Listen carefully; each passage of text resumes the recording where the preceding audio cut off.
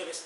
Hoy vamos a conversar con Roger Muro, vecino de Villa El Salvador, que le damos la bienvenida. ¿Qué tal, Roger? ¿Cómo estás? Hola, Alexi, gracias por la entrevista y estoy aquí para las preguntas que consideres pertinentes.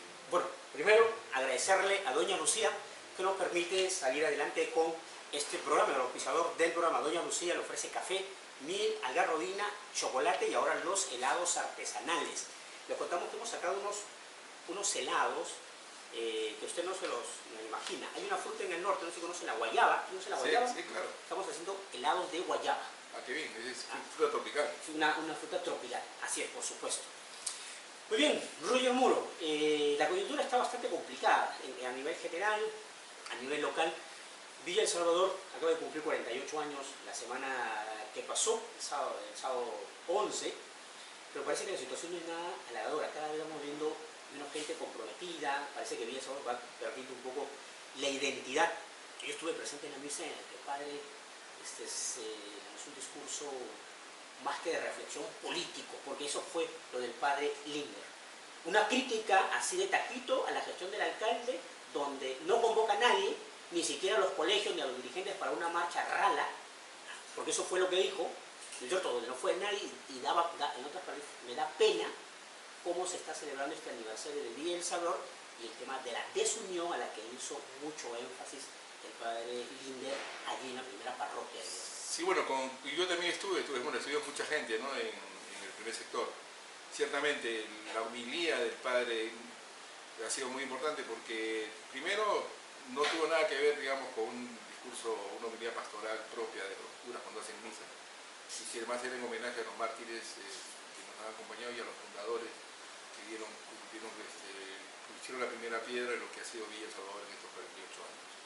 Ciertamente han pasado casi medio siglo, estamos por cumplir la boda de oro en 2 años más, y yo podría decir que efectivamente en estos años hay más o menos algunos hitos, ¿no? que lo podríamos marcar.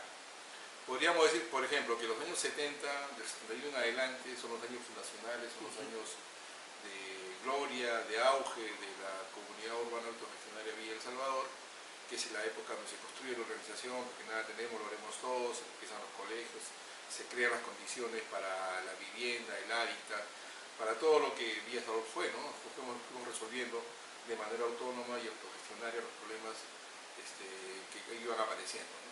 Por ejemplo, lo más importante, el primer problema que apareció, si bien fue el tema de la vivienda que hizo que la gente ocupara los terrenos de Pamplona y luego el desalojo, la detención del Monseñor Juan Barén y el traslado a lo que entonces se conoció como el tablazo de Lurí, que era un desierto, donde uno venía y caminaba, y que un día, yo recuerdo que tenía 14 años cuando vinimos en el año 71, yo vivía en aquel entonces en el primer sector, en el grupo 3. Entonces, lo primero que apareció fue el problema de la educación, ¿no? Estamos en el mes de mayo, muchos jóvenes, niños ya estaban matriculados en los colegios de los barrios, lugares donde provenían, y aquí no habían escuelas, entonces había que salvar el año escolar, y entonces el tema educativo se convirtió en el primer pilar para crear la organización y la solidaridad de los vecinos y vecinas de aquel entonces, ¿no?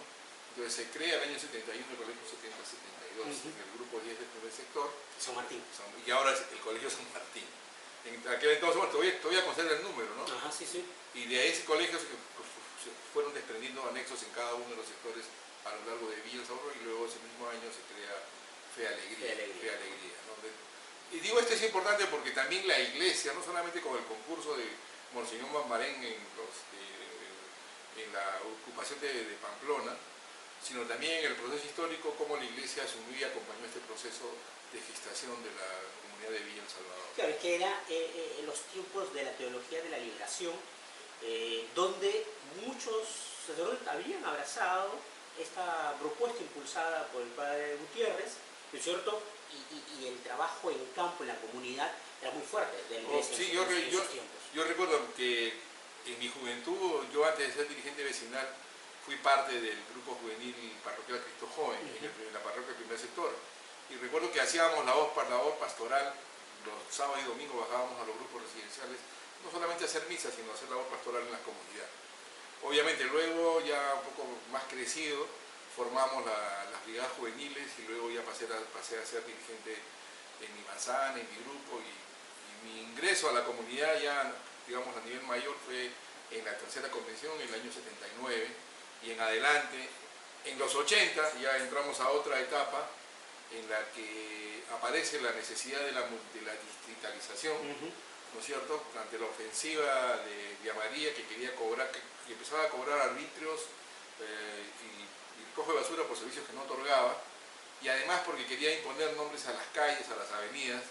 Y aquí, bueno, el primer rechazo fue a las placas domiciliarias. Recuerdo que llegaban los funcionarios de la Municipalidad de María y te querían colocar placas en tu casa. Y además te querían cobrar por eso, obviamente, ¿no? Y la gente rechazó porque acá no habían calles, no habían jirones, acá está un grupo residencial, sector, manzana, islote, que era, digamos, era el marco de identidad comunitaria de Villa El Salvador. Y finalmente, eso, estamos hablando de los 80 hasta el 83, en que se crea el distrito de Villa El Salvador, y ahí nos tocó a nosotros, con Julio Cay y otros compañeros más, asumir el liderazgo de la comunidad. Ahí teníamos una disyuntiva, o la cual se disolvía y dejaba de ser lo que había venido siendo el pilar más importante de la organización comunitaria, y todo lo asumía el municipio, o por el contrario decíamos, está bien la municipalidad, pero también es importante mantener la organización para que haya un contrapeso. Y entonces se estableció la cogestión, el cogobierno, Cuades municipio, se firmó el acta Cuades municipio, que establecía los mecanismos de cómo iba a funcionar el gobierno local municipal como parte del Estado, y cómo la comunidad compartía poder y gobierno con la municipalidad. Ley comunal, ley municipal. Lamentablemente este proceso duró muy poco. Nosotros entregamos los cargos en el 85 y estamos hablando del 84, el primer año. Es que probablemente se termina pasando de una mirada, de una ambición dirigencial a querer ser el máximo representante de la Cuades, a querer tener político, en el alcalde, o ser algún representante político en el distrito, y eso probablemente terminó contaminando el trabajo dirigencial. Hoy mucho de esto se ha perdido. Tenemos jóvenes que ya no forman brigadas, sino más bien demandan cosas superfluas a una autoridad municipal, conciertos, cosas de esta naturaleza. La organización juvenil está, o tiene otros matices, tiene otras formas, la organización social tiene otras formas. Los problemas ambientales en ese tiempo no era una prioridad, ahora lo es. Es decir, hay formas de organización diversas, las cuales no supo responder a estas nuevas formas. ¿Qué es lo que está pasando? ¿Qué es lo que demanda? Porque estamos a 2 años de los 50 años de Villa El Salvador y la municipalidad lo celebra como si se tratara del aniversario político, como en la fiesta distrital. Bueno, yo creo que, a ver, hay todo un debate, ¿no? O sea, antes de responder a tu pregunta, yo quisiera contextualizar un poco por qué estamos en donde estamos ahora, ¿no? Un poco para ver en la línea del tiempo, retrospectivamente, qué cosas hemos hecho bien, qué cosas hemos hecho mal. Porque yo creo que necesitamos un espíritu profundo, un espíritu autocrítico, porque si no, no entendemos lo que pasa hoy, y es fácil echarle la culpa a los que están al frente del gobierno ahora y no asumir nuestras propias responsabilidades. Cuando digo, por ejemplo, Cuades municipio, la relación Cuades municipio funcionó con nuestro ejecutivo, luego lo continuó Roel, y creo que es en el ejecutivo de Pecho Arias, que asumió la Secretaría General, comenzaron ya los conflictos, la confrontación Cuades municipio a un nivel en que, en mi opinión, fue una lógica errada, ¿no? Porque la comunidad obviamente era el contrapeso y control y fiscalización del municipio, y ese era su rol, y tenía que levantar las banderas de las reivindicaciones de la política de la comunidad, y el municipio como órgano de gobierno tenía que resolver los problemas. Y entonces en esta contradicción Cuades municipio apareció un poder dual, el poder municipal estatal y el poder de la comunidad. Y entonces en este conflicto, en esta contradicción maltratada por el lado de la comunidad por un lado, de aquel entonces los dirigentes, y por el lado de la municipalidad también, hay que decirlo, esta confrontación terminó licuando, debilitando la organización, sin que esa fuera, en mi opinión, el objetivo del municipio. Fue la realidad la que termina asumiendo un papel. En ese proceso también hay que considerar la aparición del tema de la violencia política, el tema de la guerra interna, el conflicto armado en el país, que asoló también a Villa El Salvador. Ahí están los muertos, los mártires, gente asesinada como Marilena Moyano, los hermanos Fatigoso, Galindo, el regidor y otros más, o también el atentado a Michelle Ascueta en su momento. Todos estos elementos terminaron por debilitar la organización porque no hubo capacidad de respuesta a este tema de la violencia, porque no solamente fueron los grupos terroristas, también jugó un papel importante en la presencia de la política constitucional de Fujimori en aquel entonces. Entonces, estamos hablando, por un lado, violencia política, el conflicto armado, el neoliberalismo, el golpe del 5 de abril que terminó tirándose abajo todos los sistemas de representación de la democracia representativa, y obviamente estos elementos, en medio de este caos, digamos, de esta problemática, Villa dio un salto, que nadie lo vio en su momento. Pasó de ser comunidad y se convirtió en una ciudad. Entonces ya el comunero, el que antes se reunía en asamblea para resolver sus problemas, en asamblea, en comunidad, se movilizaba, dejó de hacer eso y entendió que a través del voto democrático, voto ciudadano, podía elegir autoridades de tal manera que tenía en sus manos un poder que antes no lo tenía, o lo tenía o no era muy consciente de eso. Y entonces entendió que el municipio estaba para resolver problemas y dejó de mirar la organización como un instrumento propio para controlar y hacer contrapeso. En ese interín también hemos tenido, y hay que decirlo claramente, algunas candidaturas o figuras de izquierda que fueron de izquierda y que aparecieron ya con otros nombres, con otros membretes. Yo podría decir que mucha gente de izquierda en el pasado se disfrazó o asumieron el papel de camaleón. De camaleón o de travestismo político, es decir, ya no era de izquierda, ya había que ser candidato en el grupo, partido que sea. No importa lo que sea, con tal de estar en el proceso político. Y creo que Jaime Sea hizo honor a su nombre. Alcalde como sea, no importa el partido que sea y como sea. Entonces, ese es un hecho que otros más lo han hecho. Entonces, luego genera la fragmentación. Hemos tenido 15, 20 candidaturas en cada proceso electoral. Y entonces, claro, la ley dice, gana, le otorga mayoría absoluta al que tiene la primera mayoría relativa, pero carente de legitimidad, ¿no es cierto? Entonces, en este escenario de debilitamiento del tejido social, han ido apareciendo también otros actores. Hay una mutación, Vías ahora ha mutado socialmente. Las generaciones fundadoras, los hijos fundadores, nuestros hijos o nuestros nietos, hay una fractura intergeneracional. Los jóvenes de hoy, en medio de la revolución científica tecnológica, no piensan como nosotros. O sea, tienen el celular, el internet a la mano, su paradigma no es la organización, no es la filosofía, no es el cambio de sociedad, es la tecnología, es el internet. Y tienen a la mano en tiempo real la información que nosotros no teníamos en el pasado. Pero eso puede ser una situación que contradice, porque hemos tenido un movimiento juvenil que han hecho frente a nivel nacional, ¿no? La ley Pulpín, en otras cosas, por ejemplo, el tema de la repartija del Tribunal Constitucional, Defensoría del Pueblo, recuerdas hace varios años atrás, y esto responde al tema de los jóvenes y algunas manifestaciones en el tema de la lucha contra la corrupción ha partido desde los jóvenes utilizando estas nuevas formas. ¿Cuál es la lectura que hace? ¿O no hay una lectura? No, lo que pasa es que, o sea, yo no estoy negando eso, yo creo que esos son los instrumentos que hay que hacer ahora. Nosotros tenemos que pensar en nuevas categorías de análisis de la realidad, de las de ayer algunas nos sirven, otras ya no tanto. Y entonces, por ejemplo, el mundo vive la era digital, ¿no es cierto? La robótica, y el Perú es parte de eso. En los próximos años todo va a ser digital, ya lo vemos ahora, nuestros nietos son los nietos digitales.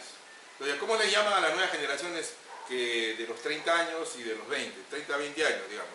Millennials y los centennials, cuyo paradigma no es la filosofía, no es la ideología, no es el sueño de la nueva sociedad, sino es la tecnología.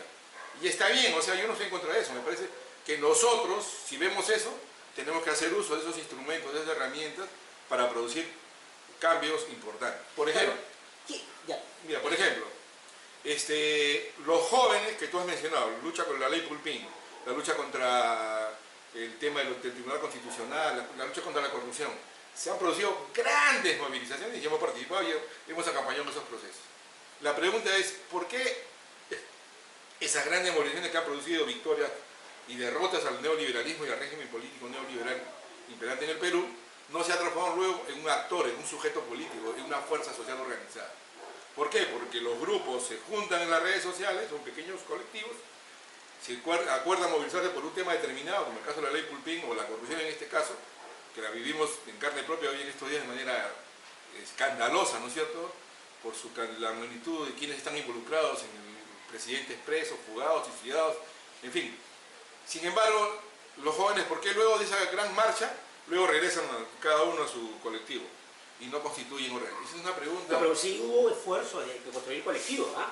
El tema de las zonas, todos estos métodos que se fueron construyendo, pero bueno, más allá de todo esto, en el caso local de Villa El Salvador, ¿qué queda? ¿Qué hay? ¿Cuál es la propuesta, digamos, cómo enfrentar o cómo construir un proceso al 2021, cuando Villa El Salvador cumple 50 años y con una organización, con un tejido social articulado, fortalecido? ¿Qué propone Roger? Ya mira, yo lo que creo es que hay que repensar Villa. O sea, ¿cuál es el carácter de la crisis que tenemos hoy? Si en el origen teníamos claro nuestro horizonte, que era la autogestión, la utopía, el socialismo. Yo sigo siendo socialista, yo soy merateguista, no he renunciado a mi identidad. Sin embargo, manteniendo mi identidad primigenia, yo creo que hay que repensar Villa. Todo está en debate, todo está en discusión.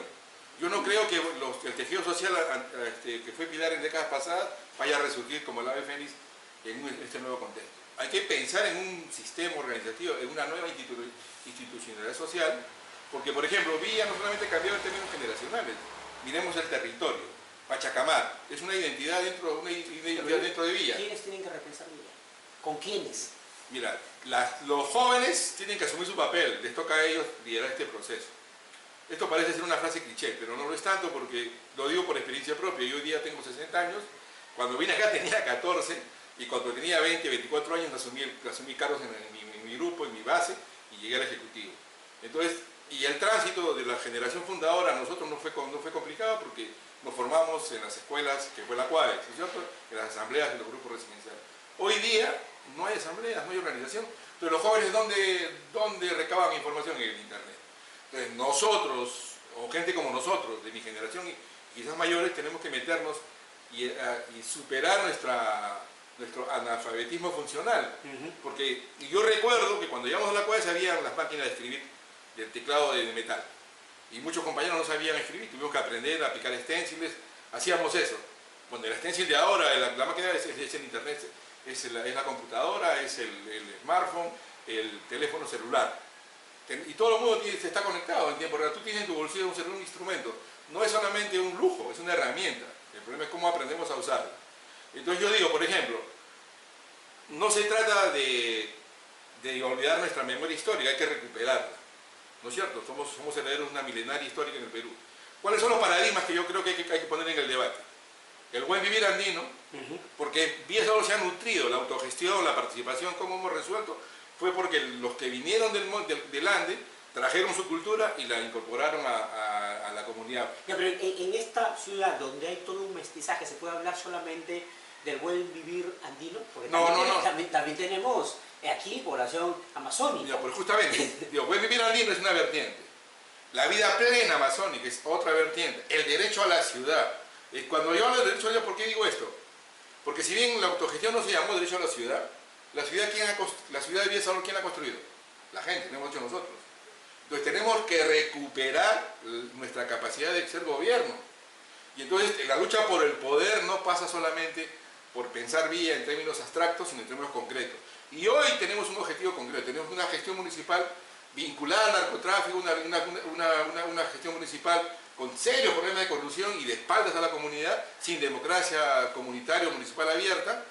Y entonces tenemos que construir una correlación de fuerza capaz que condense buen vivir andino, vida plena, derecho a la ciudad y un modelo de ciudad distinta al que vivimos hoy, donde no solamente todo sea cemento, tenemos que pensar también en el ser humano, en el desarrollo humano, en la gente. La gente quiere calidad de vida, no solamente es tener pistas, que es importante, pero no es suficiente.